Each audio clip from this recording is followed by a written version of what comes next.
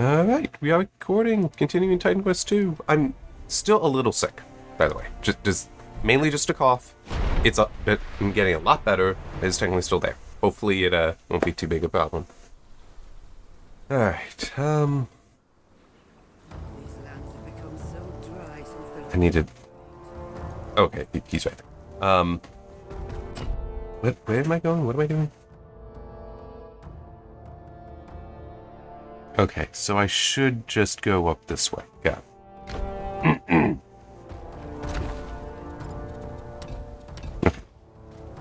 Are the Centaurs evil? Yep. So I do have one thing noted to talk about. There's other stuff I'm sure I can talk about. Although, hang on, I think I'm going to be talking to somebody here. Or do I just walk right through? Okay, I guess I do just walk right through.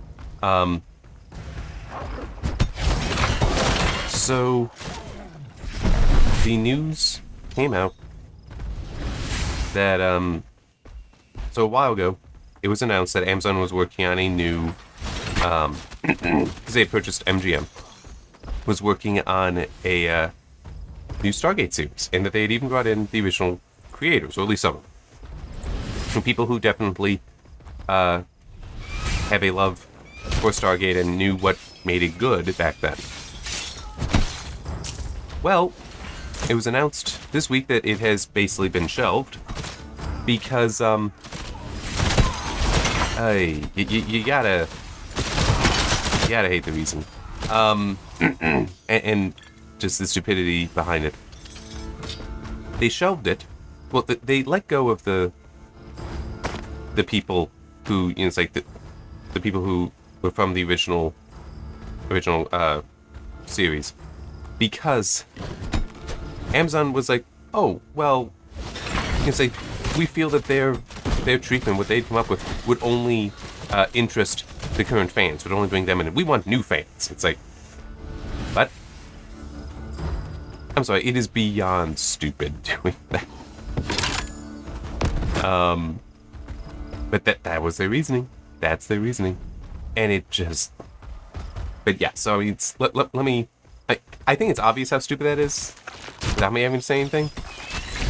This idea that, oh, well, they would only get the original fans. And we want more than that. It's... Stargate, you understand, there's a lot of fans, okay? That's probably...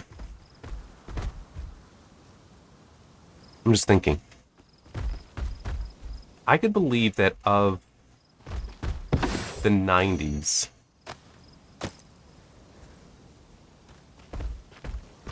no, yeah, that Stargate would be the most successful non-Star Trek science fiction series from the 90s, I think. I mean, there have definitely been others that were very successful. Starscape, Babylon 5, very successful. Was Serenity the 90s? Oh, sorry, not... Serenity was the movie. Why am I blanking on what the original series was? Forgive me for that. Firefly, that was it. But those more so had cult status, and still do. I don't think it's correct to say that was the case for Stargate. I think that you could say it was more than cult. So it's like, just getting the original fan base is already very significant. It's a large number. But it's also, and just, I get how this is going to be something that people might not understand what I'm trying to say here, well, yeah. The creators shouldn't be concerned about getting an audience, or building their audience, growing their audience. That should not be their concern. Not yet. The fans will do that, okay? It's like, I love Stargate. I also love Star Trek. I probably love Star Trek more. Okay? But it's like, if they put out this good show that was oh yeah, this feels like it is the original thing returned, you'd have people like me talking about it.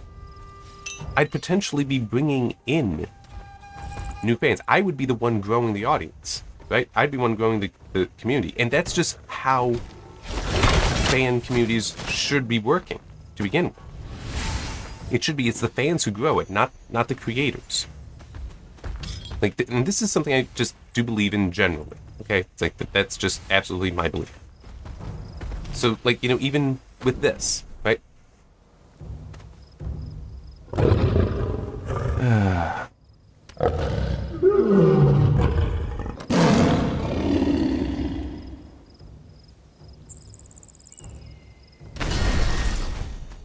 Didn't mean to activate this so soon, but, well, maybe I still have some time. It's like, I still am annoyed with some of the design decisions here for Titan Quest 2. Because this is Titan Quest 2, but this, like, the how the potions work, that's Path of Exile.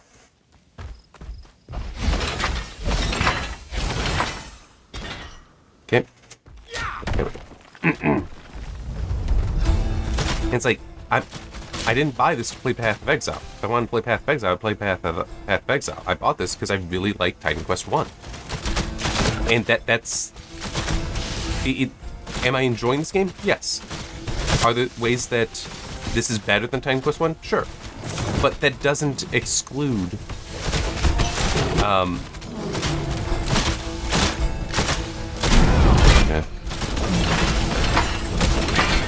That doesn't discount the reality that it still is. That there are ways that this is... It's like, I wish the potions would... Now, okay, granted. I wish they were more like the original potions of the original game, the first game. But I will also grant that one aspect to that is that this is still well enough balanced. Well, I want to call it that. I rarely ever need to use the potions. So the fact it's only the ones and they're recharging is actually not that big a problem. So, like, you know, my concern about, oh, we ran out of charges, whereas in Titan Quest 1, you could walk around with literally hundreds, even thousands of health and energy potions. That's... You could do that. Not a concern here. So, granted, it's still a significant difference. But it's, you know, it's not so bad. But like I said, I still got that call. Hang on. I'm just going to pause and take care of that. Okay. That's better.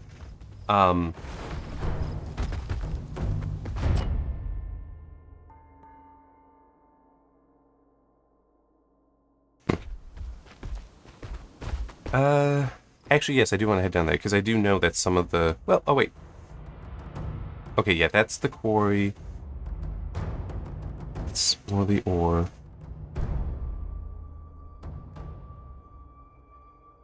I'm just trying to remember... Okay, yeah. Yeah, let's keep down here. Let's keep down here now. But also how the hot bar, spell bar is. And the whole, I'm sorry, it's still, I don't understand how people are not pointing this out the whole, because some are like, oh, well, because, you know, they dropped they moved the sustained spells out of there, they're handled differently, that, yeah, it's okay that they dropped the 2 spell slots. And it's like, yeah, it is true that now sustained abilities are controlled here. But there's also the problem that they did that at the same time that they added 2 spells to everyone. So, I mean, it's just so funny, because it's like, you're literally running with the company line. When people are saying that, because it's what they wrote in their patch notes for the reasoning. But it's like, they added 2 spells to everyone, at least everyone that has 2 masters. It's like, what are you talking about? They had the summons, which are sustained spells. Yeah, but you can also activate them like that. So it's like they do also take up slots on there. I mean, this was a net negative.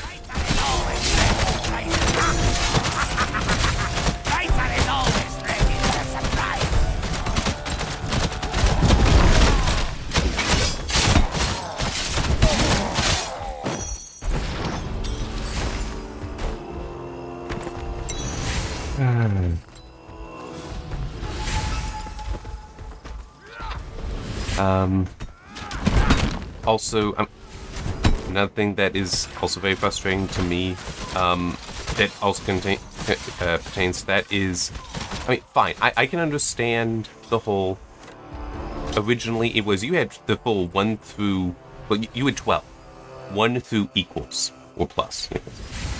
That whole number row, you could assign spells to. But it also had 2 more that were just left click and right click. Whereas here, no, this is 1, and this is 8. Yeah. So like if I can, my hand is off the mouse. I'm holding down 8 to attack. Right? It's just that 8 is also mapped to L and B, and 1 is also mapped to R and B. And in fact, if I pulled up the options, you can see that. It's like, so yeah, it's like the mouse buttons in the original game had their own slots. They were not oh, you can share it. You can also, assign these other things. No, they were their own slots.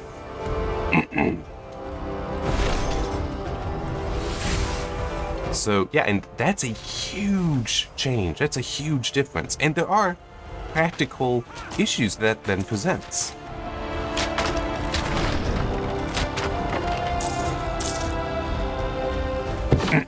Because that is very effectively because you can expect everyone to use left mouse button, right mouse button. You can expect everyone to use those.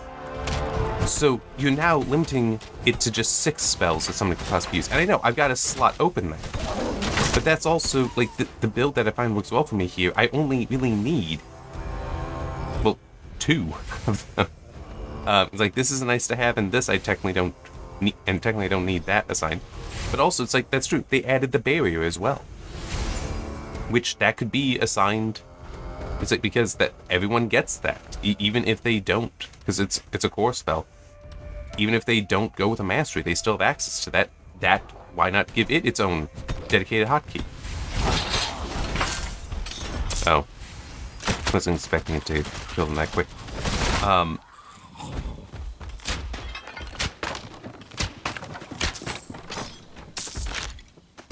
So yeah, it just... But anyway, yeah, coming back to the point.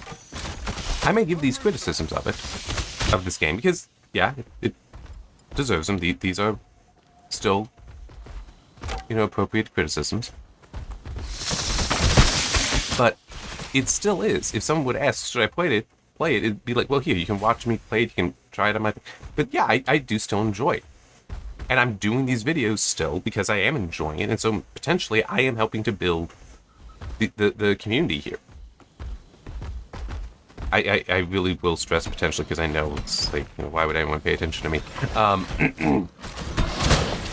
But it's like going back to Stargate. It's like, if you made a good show, do you have any idea how many people in the fan community that if they came back and were like, hey, this is actually really good, they would absolutely be evangelizing this. It would be very significant.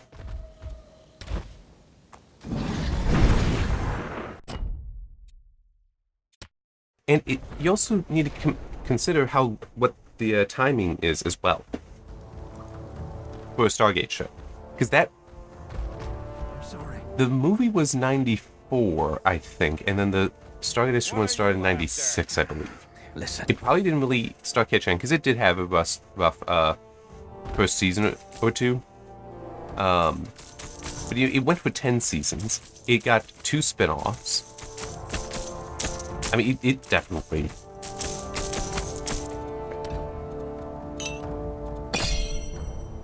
Yeah. Sure. Without me. Hello. There's not much else. But it's just...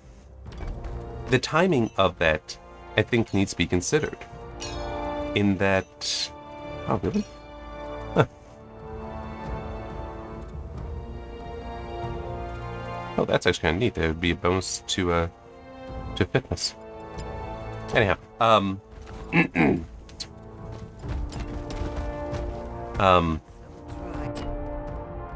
there's a new generation.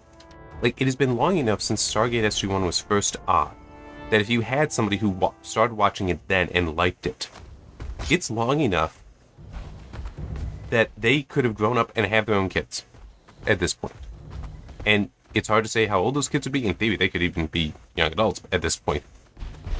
But it could absolutely be hey, I watched this, the original when I was growing up, we're gonna now. I'm gonna share it with you. This new thing because it is looking good. Let's share this. Let's talk about this. And it's like, and then it's not just you're sharing it with your child, but that child might then, if they do like it, maybe sharing with their friends. And this is what I mean when I say that. Yeah, the community, let the fans grow the fan base, because if we like it, we're gonna share it. Because we want to share it. We want other people to enjoy the things that we enjoy. You don't need, no creator needs to be doing that themselves for their own stuff. Okay? So it's like Amazon has it backwards. And arguably any of the whole trying to get a modern audience, all of that is nonsense. All of that is a waste. That's not your job. Your job is to make the best you can. Let the people who care about it be the ones that try to get others to care about it too. Right? Because that is part of the job of fans.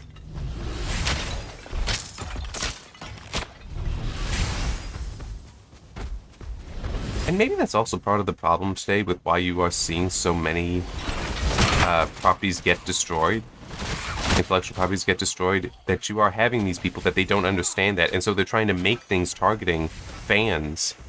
So it's all just pandering, and it's like, dude, we don't care. Like that. You're trying to, you're making something that's for no one, and now we don't care. We don't want to try to reach out to other people. We don't want to try to share it with other people because it's not for us.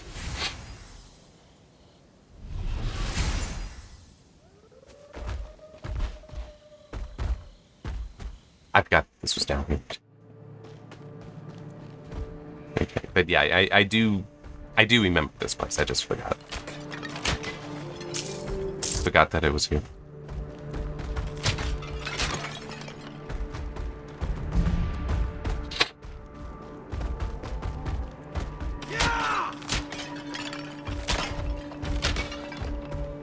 And I guess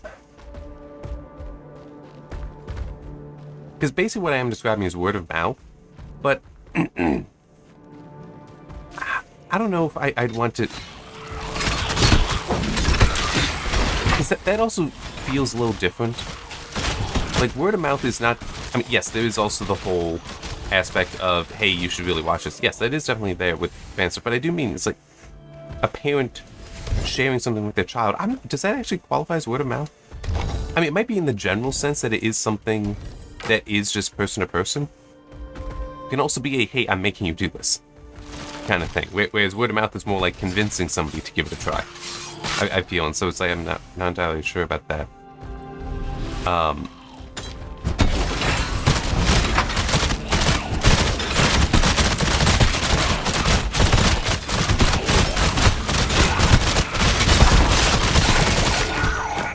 Alright. I feel like there might be more. Yep.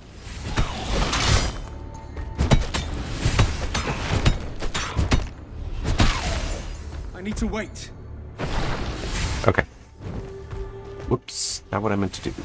Alright, okay, so this one first.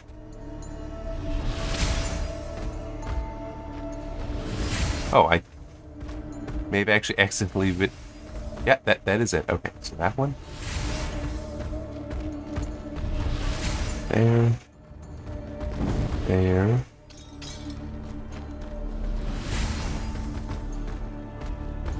Okay.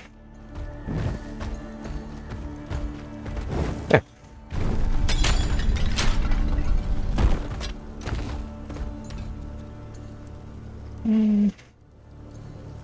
Not better than what I already have, and well, not that I need it, but I do like having the range for clearing those things out a little more easily.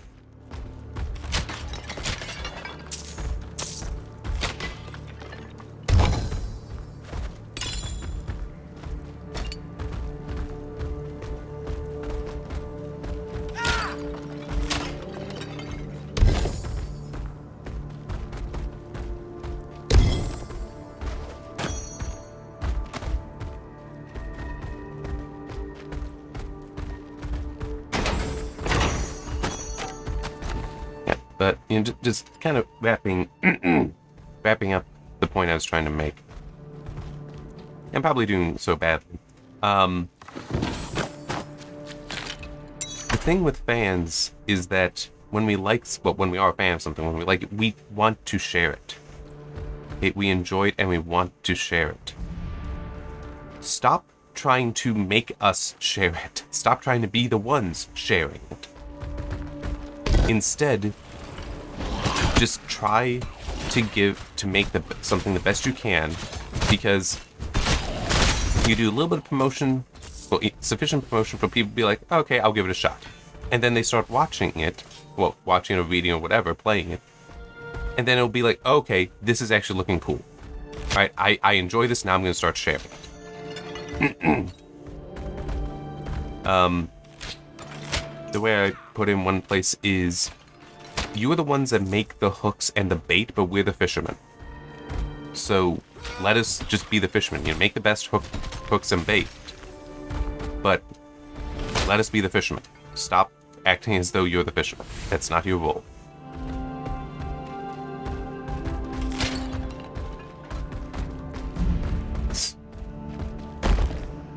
Alright,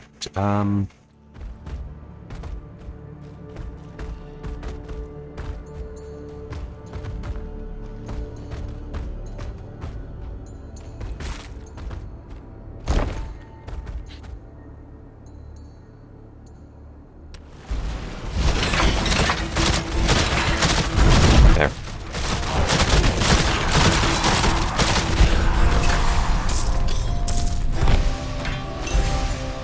Oh, that seemed to have worked.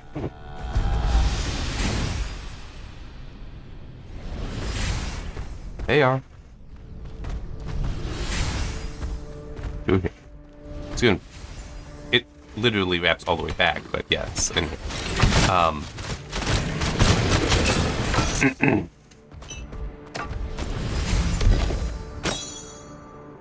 No room for that. really? I figured there was room.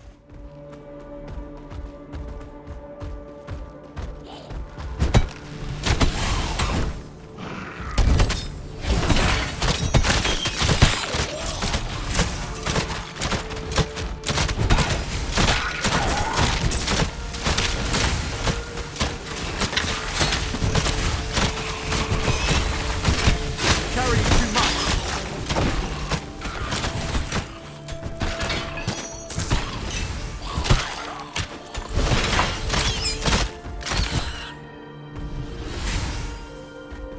Come back here. Can I get over? No, I can't. Okay. It's right here. Yep. Yep. Other thing I can think to mention, and this I did write up. I didn't write up the Amazon thing for the news because it's not exactly computer related. Though I can believe there's plenty of people in the OCC community that do care about Star Trek.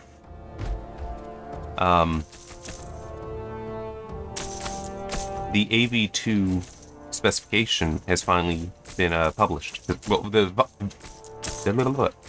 1.0.0 specification is finally published. I wish.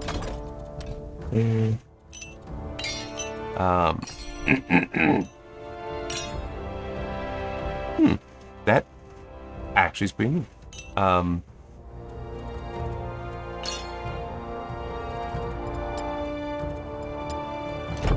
So, yeah, I mean, it's going to be years before that matters. Because there's a lot of things that impair the adoption of any encoding standard. Fortunately, the ones, some of the key ones, won't be there, which is, won't have patent pool issues like you have seen with, mainly with 265, X265, well, yeah, just H265, I should say. That was part of its issue for adoption because it most of its patents were held in two different groups who had very different licensing requirements, and that just complicated the hell out of everything. It's gotten a lot better because I think a lot of them are actually out of I can't remember the name, but public domain.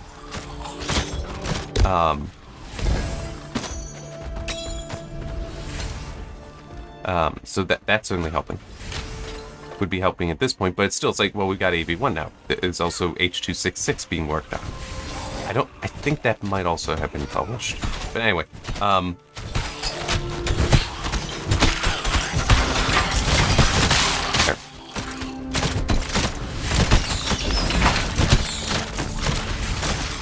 but yeah, so this is a good thing in that regard, but it will still be years probably before there are hardware decoders, which do matter for a lot of things. So for example, you wouldn't want streaming sticks and such to be made yet, and not until you have the hardware decoders, because software decoding, I mean, yeah, it can be efficient, but it might not be, and we're talking about things that need to run just off of the power from USB. Preferably not like USB-C power delivery kind of levels.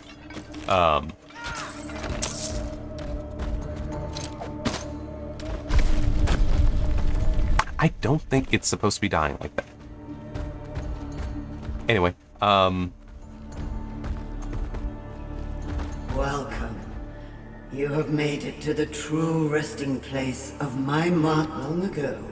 He tasked me with keeping watch over his most... Oh, I lost count long ago of how many have tried. But you... Take what you've earned, hero, and use it well. okay. Yeah, so you've got the decoding side, which, by the way, that's all the specification technically is at the moment. And that's all they're supposed to be. I'll explain that a little bit. So there's that. But there's also, like, actually getting competent encoders as far as doing a good job of letting the user get what they want out of it, and also good performance. So for example, with AV1, I've been actually going through and redoing a lot of my movies now, in part because, and TV, in part because I've just gotten better at tuning in. And it's like, yeah, sometimes it might be no, I need to stick with X265. That's going to do a better job. But it's still, how old is AV1 now? And this isn't even one of the official encoders. It's a fork of one. I mean, it's like, it's taken years. It has taken years for AV1 to reach the point that it's able, for me at least, to compete with X265, which was basically mature at the point I started using it years ago. At the point I built the server and started running Jellyfin on it. And that was like 3 years ago. And AV1 is like 4 or 5 years old. Well, I think, no, it's older. I'm gonna look.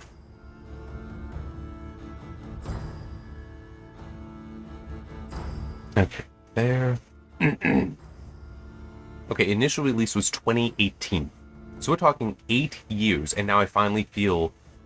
And true, this is me, I get. People can disagree with me, so that's fine. But 8 years before it finally reached something that is competitive with... Let's just see how old H.265 is. 2013. Okay? Now, true, that's the original release. Let's see X265. How old is that?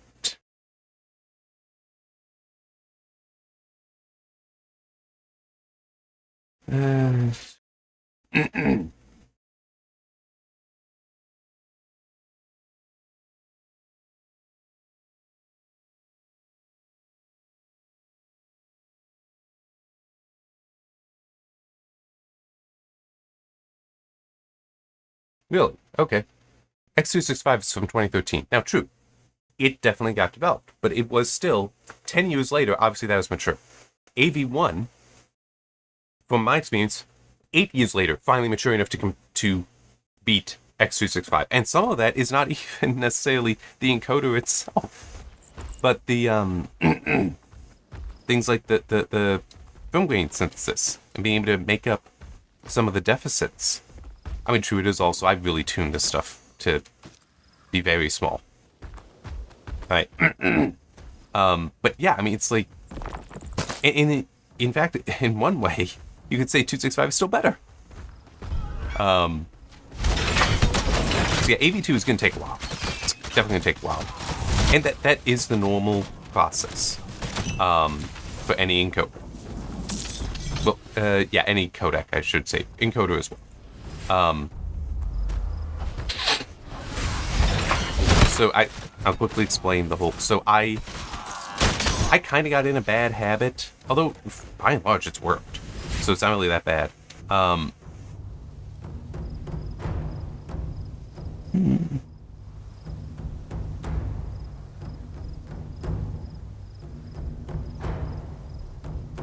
don't think I need to. It's tempting to swap, but it seems not quite significant. But when I first started using 265 and was doing like just tests and codes to see, okay, what should I be targeting? I found that for 1080 content, a lot of it I could get to down to a 3 within. I could use a 3 megabit limit. Okay, I've gotten a lot better at that, and there were definitely times I need to increase it. But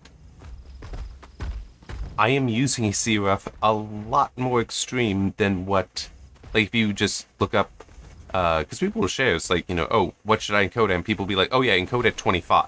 Use a CRF of 25. Which is, the lower the number, the less information is thrown away, so the higher the quality. Okay, that is legitimately how those numbers actually work. The QP value or the CRF, it is, the number is how much data is, how much quality, how much data is allowed to be thrown away when encoding. Okay, so that's why higher number means lower quality. But I'll see people recommend, oh yeah, use like 25. I use 40. And I'm actually pretty damn happy with it. I mean, is 25 looking better? Yeah. But I tune in other parameters. In my script, I have like over 20 parameters for SVT AV1 HDR, that fork. I have like 20 in it. Okay? And in theory, AV2 is supposed to provide better efficiency there, but it still is like, I've been doing that. It is taken that long, and there's probably still plenty of room for AV1, well, rather, the SVT AV1 encoder to get better. AV2 will have to compete with AV1, and it's going to take a while before it'll match it. And that's just the way it is. I also said I would explain the whole, currently the specification is technically just the decoder. I mean, it's the bit stream as well, but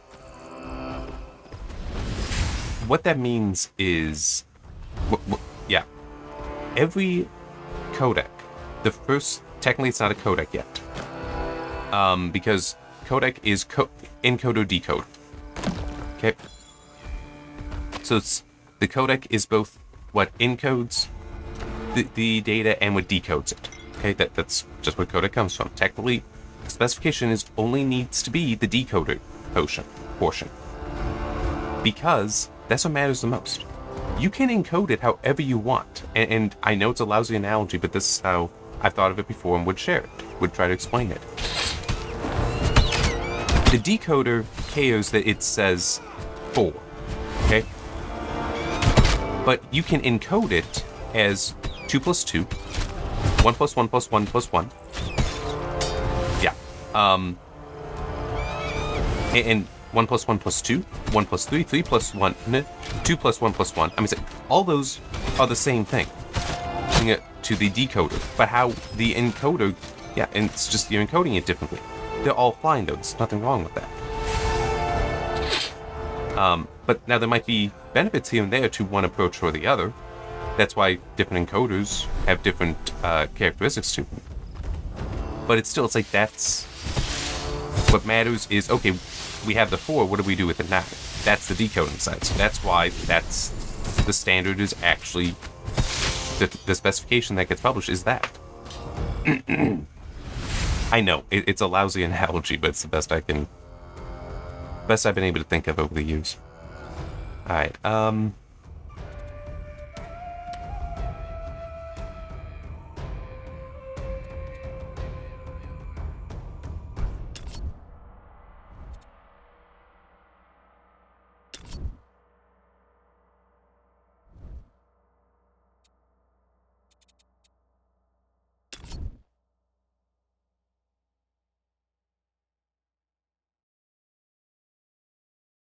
Alright, yeah, let's focus on that, because the health regeneration would be nice.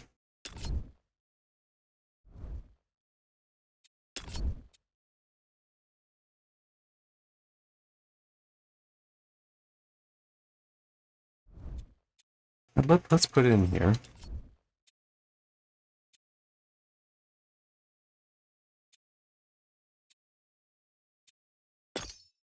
Let's do that. I think, yeah, I'm still good.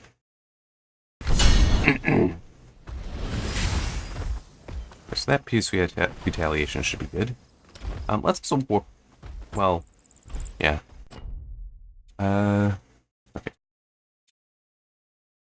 Really? I didn't think I had to go through the mine to get there.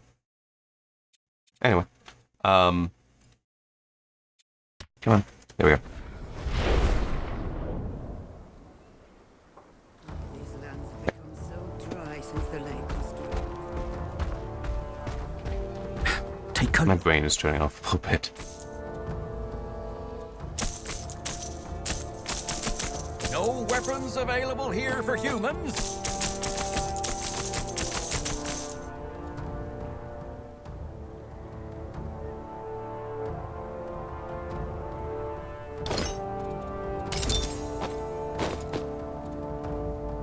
Yeah, there's a little bit.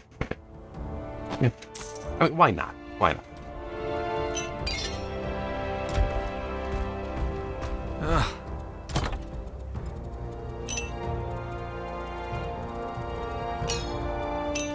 There we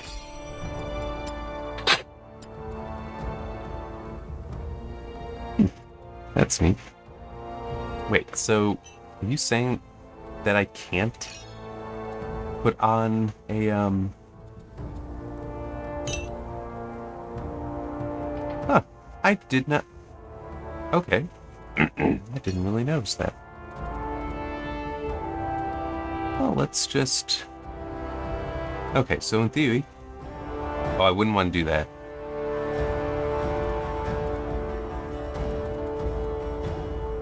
Isn't. Well, that's the only thing I could equip. But I don't even know if I had enough. Hang on. Let me just put that there.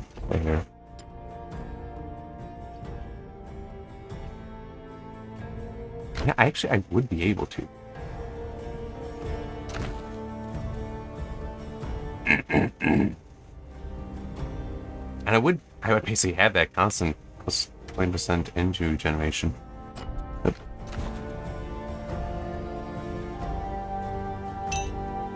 I can always pull it off. Oh, okay. I see. So that's a combined limit. But also I can only have 2 of those. Okay, got it.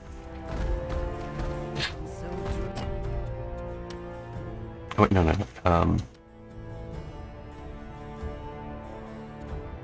There we go.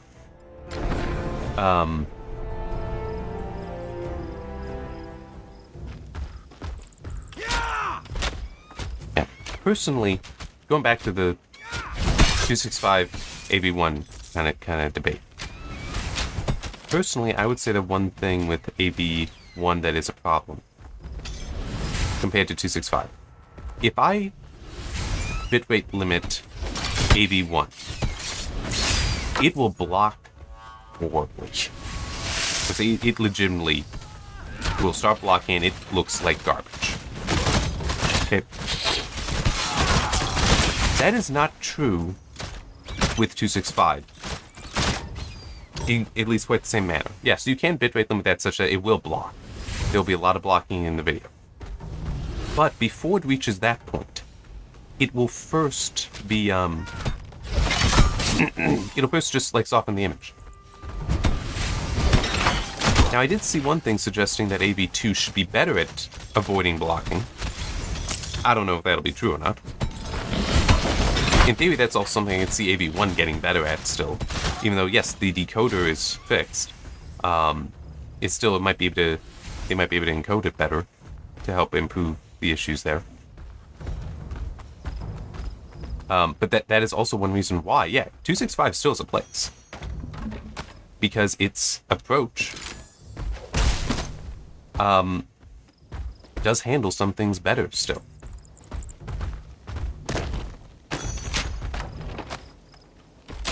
I'd also really like to see, and I know I've talked about this probably ad nauseum before, I'd like to see the film grain synthesis improved, because it still feels like, for some of it, it was designed by people that don't understand how film grain works.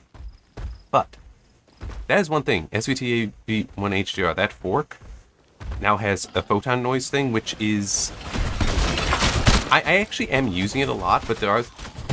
In spite of the fact that there are certain limitations with it. So what had been in the SVT-AV1 encoder for a while was just is referred to as film grain, where it's supposed to analyze the video before and after the encoding, because some quality is lost after it's encoded. It's supposed to be looking at both those and be like, hey, at this scene, it should use it should make film grain that looks like this. So I should also explain how film grain synthesis works, what the idea behind that is.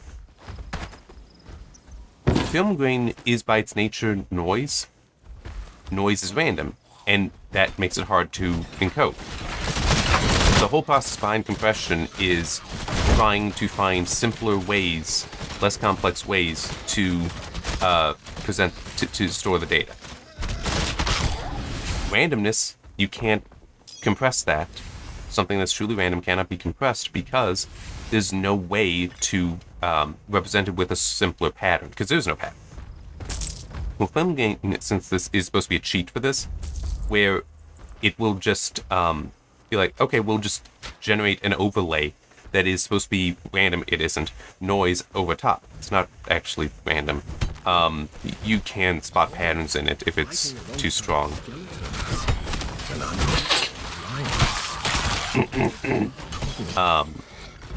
Yeah. But the original film grain tool, well, film grain feature parameter in there would do this analysis before and after. What the photon noise does is it instead is just like, nope, I apply a single matrix, single array for describing the qualities that should be generated for the film grain, for this overlay. You know, just does that and applies it everywhere. Which in some ways is a problem, because that means it's not aware of what you need and where you need it. But I have also observed, there's one reason why I'm using it more, that it will miss things in the image. So actually just forcing it on everywhere, are now a stone. that can be better. The centaurs have changed things quickly. So it's also, I can control the strength of it, so how visible it is, but also the size. They added that. So, oh, I'm so happy they added that. Because for some films, oh yeah, you need that. You really want to get that size dialed in so it matches properly. But it still is. I would like to see some more work done on that. Hopefully that's a feature that will come to the main line as well.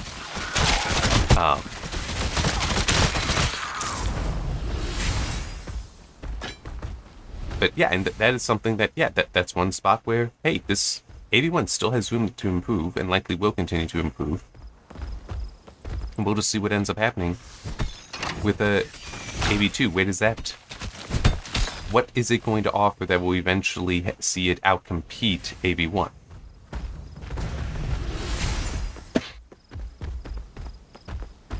Alright, I know... I'm okay with this being a little bit long. I do have things I need to get done today, but I'm feeling good. We can keep going. I think I'm comfortable trying to finish off the quarry here. I don't think it'll be that long. Maybe it will. I hope I'm not wrong. Actually, I think I want to go this way.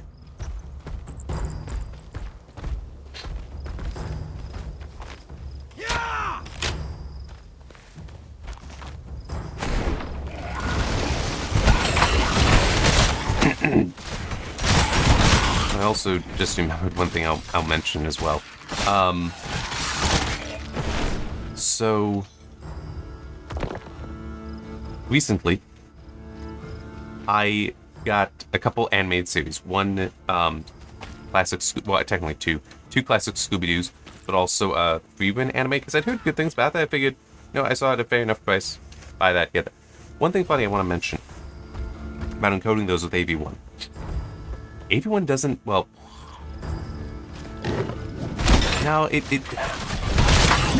AV1 seems to be very aggressive, at least at the 40 CRF, at trying to compress things that, believe it or not, even very clean animation, which you'd think would compress well, actually, it doesn't really like it. It doesn't really like that. It can risk really damaging the lines and such. But something I realized that actually does help a lot is, even though, like, the HDR fork, it borrows heavily from the psychovisual fork, which put in the psychovisual rate distortion algorithm, actually more than one. It's like, no, yeah, it did all that. For those series, it actually was better if I turned that down. If I turned down the rate distortion and turned up the noise normalization parameter.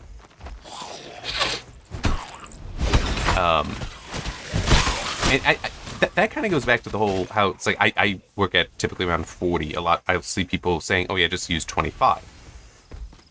I wonder how many of them do that kind of tuning in and just find that, hey, you know what, you actually, for some things like that, no, the rate distortion, because whatever that algorithm is, whether it's the psychovisual one, which is now labeled AC bias, or this other one called SPY, which is now in there as TX bias. Away!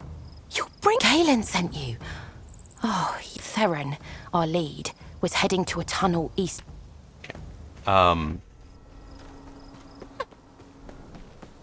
They both risk, those algorithms both risk introducing artifacting, which doesn't have to on its own be a problem. The reason for that is sometimes it matches. You know, psychovisual stuff, your vision doesn't necessarily notice all these issues. But in something that has such clean animation, and yeah, the Scooby-Doos actually do look really good. I do recognize that it does seem that there isn't much film grain there, so it was likely overprocessed. But it's still, it's pretty damn clean. I've seen far worse, even on Blu-ray. Ah, crap, I'm trying to think what was it now. Oh yeah, that's right, the Star Trek animated series, that looks like crap. Because it doesn't even look like they cleaned anything, like there's dirt in there. Which, I mean, to be fair, most people aren't even aware of the Star Trek animated series, so... Yeah, it not getting much attention is not too surprising.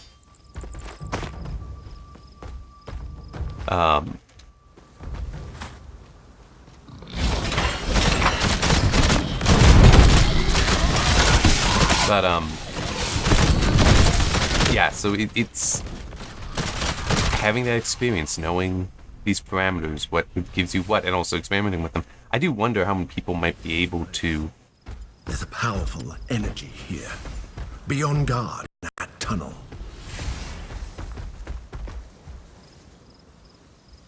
Might be able to get better results, might be able to go to a higher CRF, so ultimately the video will be smaller size, just by tuning that stuff in. It is also, I know I'm weird, I enjoy doing this. I've enjoyed spending the time going through and building these things out, building out these scripts to achieve it, but it'll be interesting to see what will happen with AV2.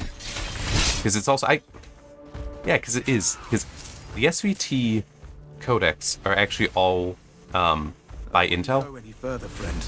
My name's Theron. Since you're not... Galen's a good man. From what I saw, there's an ancient tomb. All I know, if she's not spoken like... I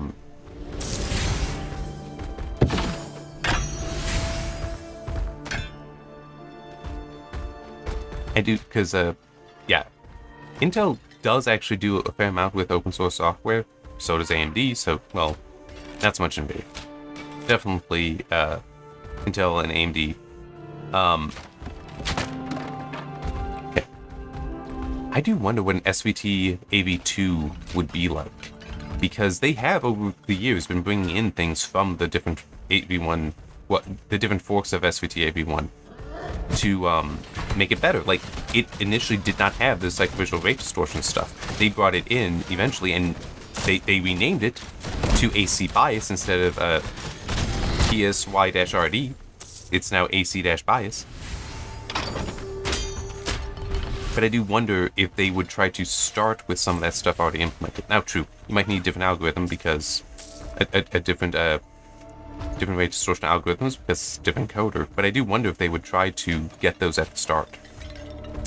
That could be very powerful to do that, because then the community, when they start putting in their own stuff, like how much are they going to achieve there?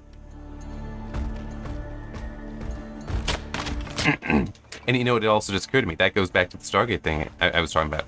Like, let the fans worry about it. It's like, you know, handle some of this stuff. That's exactly what it is with the open source community as well. Come up with something cool, you share it. If there's people interested in it, they will work on it and may produce something far better and also get a lot more people using it as well. I just want to quickly. Yeah.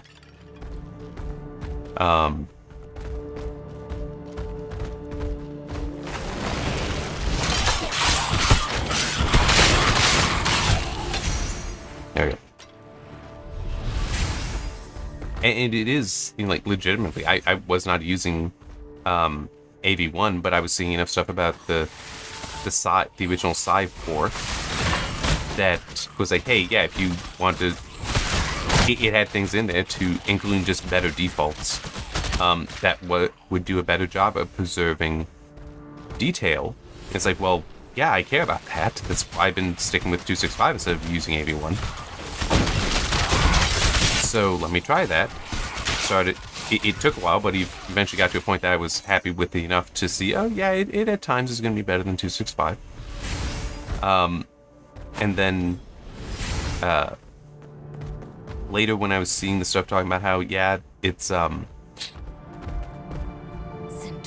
will learn the true meaning of power. So, a tiny human with the courage. I do want to keep going, but I'll let her talk. My rule. How brave. The Centaurs should have crushed your people long ago. But Centaurus is weak. But now, with the power of this crystal, I'll correct the errors of the past. And you will be the first of many to die. Let me kill you!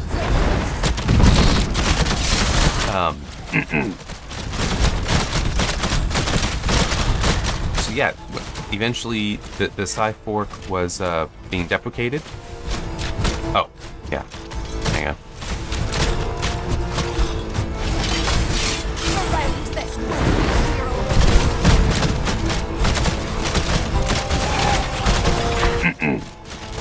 And at this point, it basically has been deprecated. Attention has moved over to the HDR fork because that's the one that is just that they feel that is in a better position to achieving certain goals. And also, I think part of it is also it's a bit more a variant of the main line, whereas Psy was a bit more of like its own thing, separate from the other, separate from mainline, such that it would take more. And I could be very wrong on this, but it seemed like that kind of was part of it. No room for that. Go away. Come on. Thank you.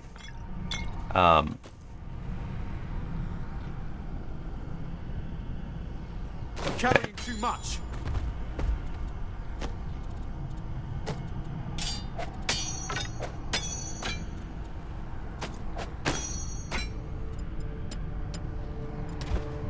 There.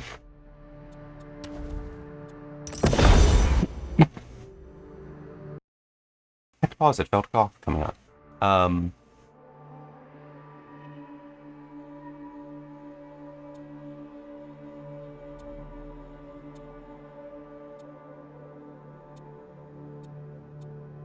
Sure, let's see how this goes. Okay, that's on. I have like no mana.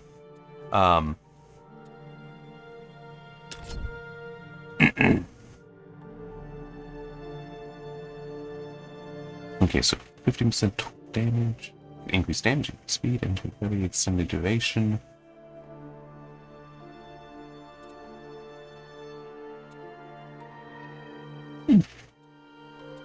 Let's go with that one.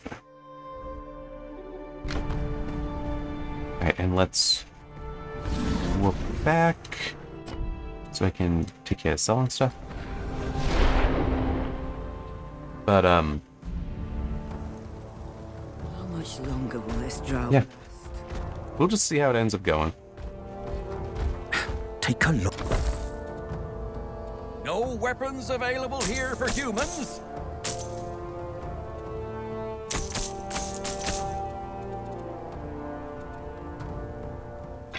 That there for now.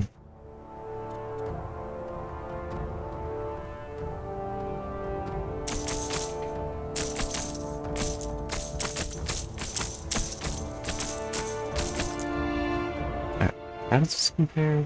Yeah, that's probably worth throwing in the bag.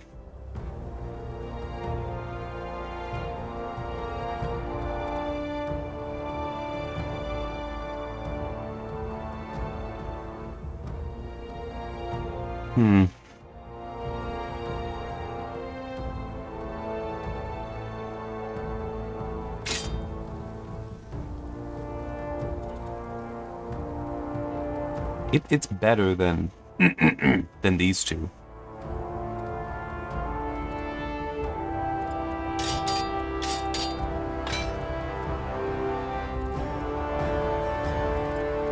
Right, so yeah, let's do that.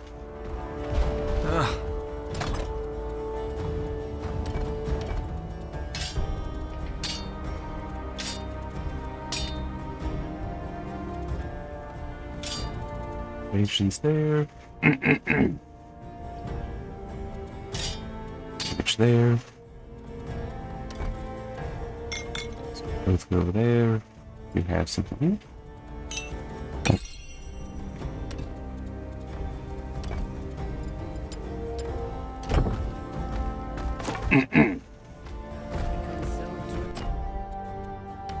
And head back. Alright.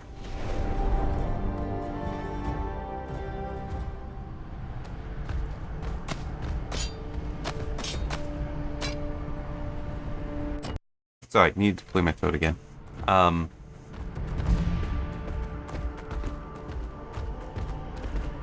Okay. And I don't think... Yeah, no, I don't need to do anything there. By the way, this whole thing is like completely a side quest that just completed here. Does not connect... Like, no one is... None of the centaurs are aware of you doing this or anything like that, so, yeah. And so will not complain about it either. Like, oh, you killed her. It's like, you don't even know who I'm talking.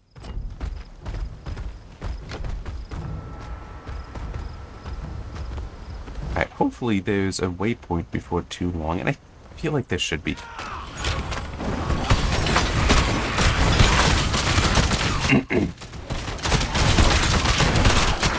Are you...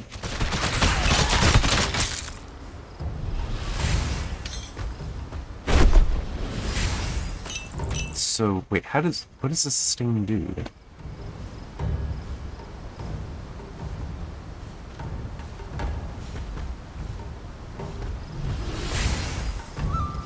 Like, is it I have to keep putting it down?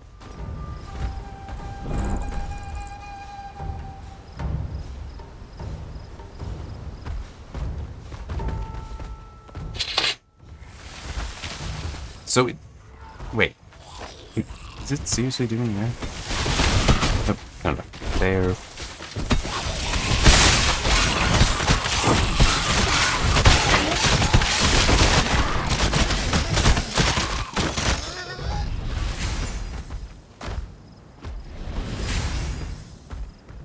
I'm just...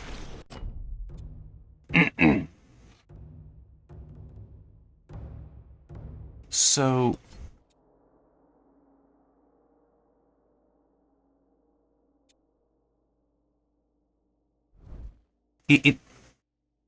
It just takes your energy, but costs some to put, but you need to put it down actively and still costs some? That's stupid. I mean, it would be different if it were a... You put it down, and as long as you're inside it, then it's sustained. But that... It's not a, oh, I'm just always pulling it, and you still put it down. I was kind of hoping, expecting you, like, you can just follow it, and you know, like, put down automatically for you.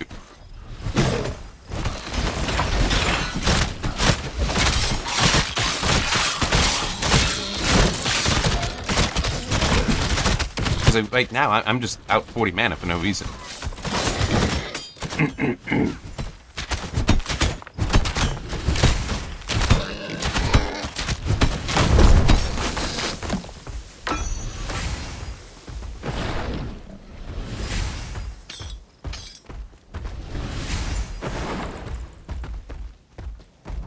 I need to wait.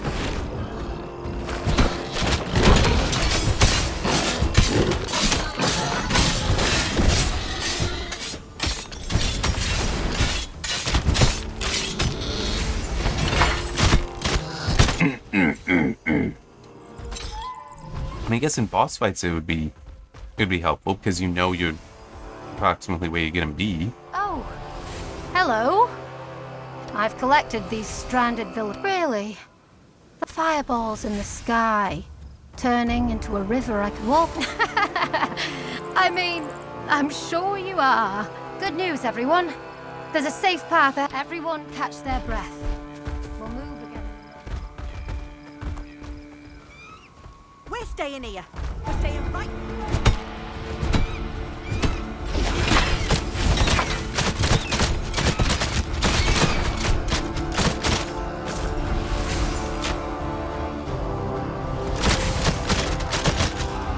Right.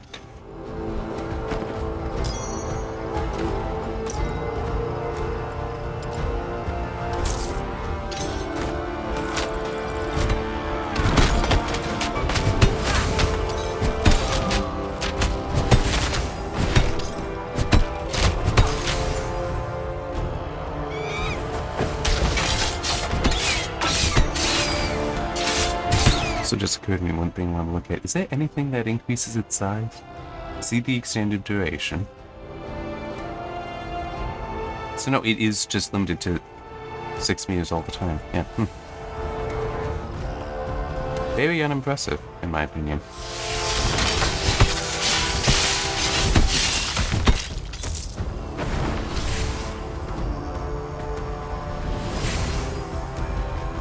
Alright, well... That's true, it could have issues there. But, I'm just thinking with the whole... I think it's the Dream Mastery that getting that is also very summons focused. And not just like these traps, but, yeah, I am looking forward to that. I will definitely be doing a, oh crap, what's the name of this one? This Mastery? Forge? There we go. And Dream. I will definitely be trying that.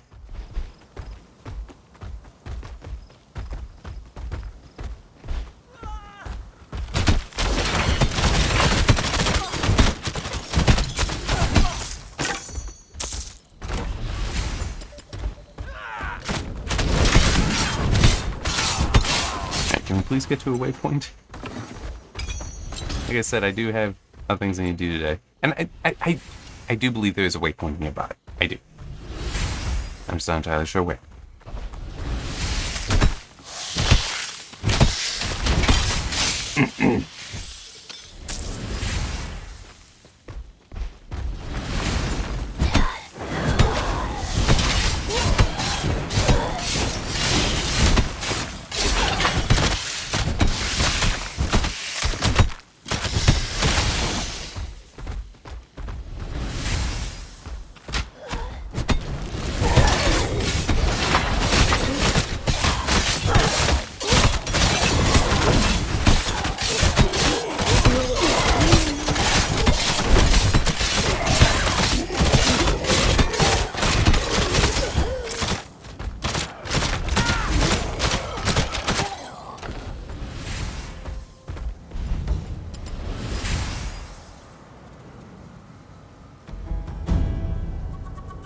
That is actually kind of neat.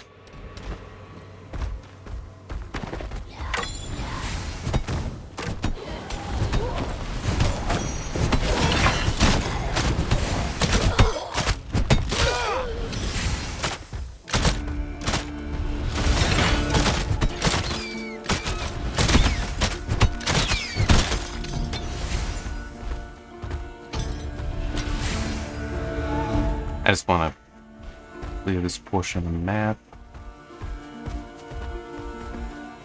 I think there was something down here. Yep, right there.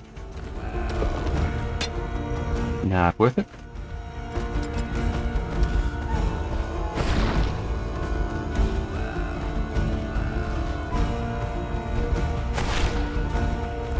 I'm legitimately just trying to deal with the thing. Yeah, like when I get a level, I will actually probably put 2 points into this. Because then it's got the healing every, how often? Every 4 seconds. That could be quite helpful in this guy. He is not all that tanky.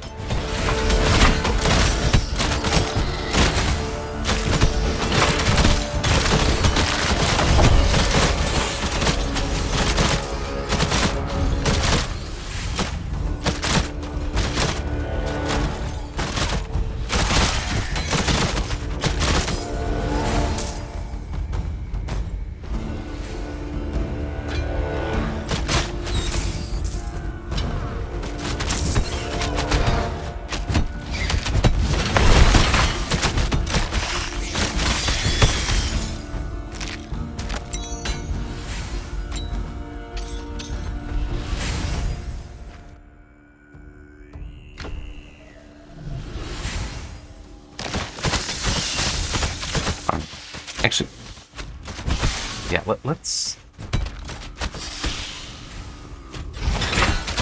I'm just trying to think where best to explore. Okay, yeah, it's gonna be down there. There'll be one down there.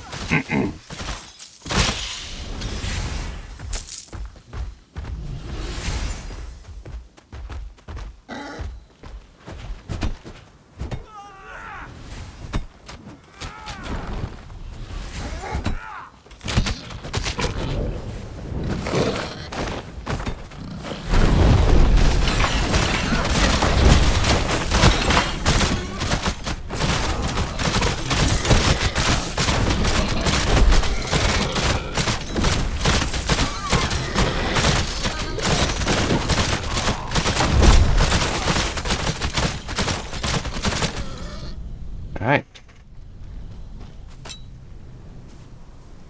No room for that. Oh. Yeah, I guess so. Ooh. Damage and all speed. Okay. Let's take that 19. What's this one?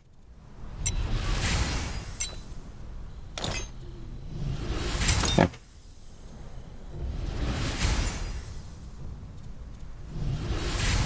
And that's still a decent ring, so I won't be selling it. But, yeah. Okay. Yeah, there's a way right here. Okay. There has to be because it's near this boss fight. Okay, there. Yeah, no, like, definitely gonna be selling and depositing stuff.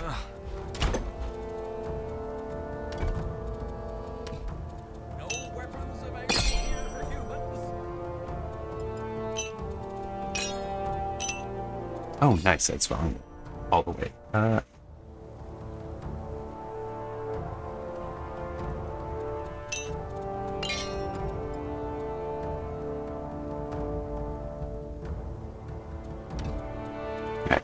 And here.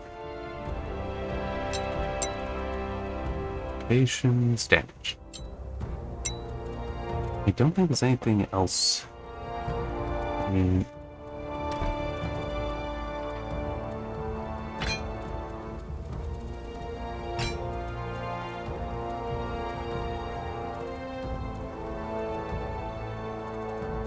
yeah, I think everything else I can just sell.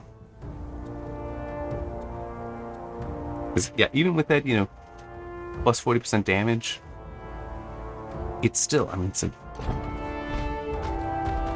Take a look. I know it can be false. I've experienced that myself in Borderlands pre-sequel, but it's still, I don't replace greens with yellows. But I did actually have to in Borderlands pre-sequel. It was against, oh man, who was... I don't think it was Borderlands 2. I think it was Borderlands pre-sequel. Because I remember hating. And like, this is one of the reasons why. Maybe it was actually Borderlands 2. The boss was this tall guy, human, but made into a mech. Yellow, so Hyperion. And I remember I actually had to swap to a pretty lousy shotgun, but it did electric damage. And I needed that because the guy's shields I could not get through otherwise. But by swapping to that, and I went legitimately to, it was a lesser weapon. It both did not align with my playstyle, its accuracy was crap, but because it could actually get through the shield, that's what I needed to do. I hated that. I really did. Because, I mean, it's just one of those things where it's, why is it annoys me, the idea that you can have a yellow that's better than a green. Even if it's... And not like there's a great difference in level between them. It just was better. Yeah, and I don't like that. And also the whole so heavily making where, oh, no, you have to do this. You can't continue with your playstyle. You have to change your playstyle because we made this guy's shields too powerful. And that's part of the reason why I think it was a pre-sequel. Pre-sequel, in my opinion, is crap. Absolute crap. Borderlands 2 is actually fun. And it's... I do not remember that boss fight being in Borderlands 2. I'm thinking it's more in the pre-sequel. But it's been so long since I played Borderlands 2. Really, any of the Borderlands games. That I could be misremembering, but... Yeah, it's just... I like having the breadth of stats that you tend to get with the higher class of items. Although it does also remind me, one game, been very long since I touched that either, it actually ended up working against it, because you would get, they also had gems, kind of like we see here, except that these gems didn't impart special abilities, they just increased stats. But there was an upper limit that you could have on any of these stats. So it actually led to a problem. Sorry. In that high-level and high-class items could not get the high-level gems. Because the gems would end up being like plus 255 and everything. But the weapon would already, or item, would end up having stats so high already that, oh, it can't go this high. So you couldn't apply it. So you'd actually be better off trying to find the impossible gem that would be like just plus 255 in one stat. But that basically didn't exist. Because that would have to be essentially a white level gem instead of green level. Well, white class instead of green class. But at a very, very high level. At the point if you're playing so that you're going to get those high level drops, though, you're getting greens or yellows. You're not getting whites. So yeah, it was... And I remember, because I was doing QA on the game as well, I would argue that, hey, we need like a gem cutter kind of ability where we can just ignore that. Have some of these removed, because this is a problem. You can't actually use them. You can't combine them that way. Was never listened to on that one. Oh well. Anyway, that's enough for now. Hour 15. Well, the past two had to be short because of being sick. This, less sick. Just the cough. Anyway, see you next time.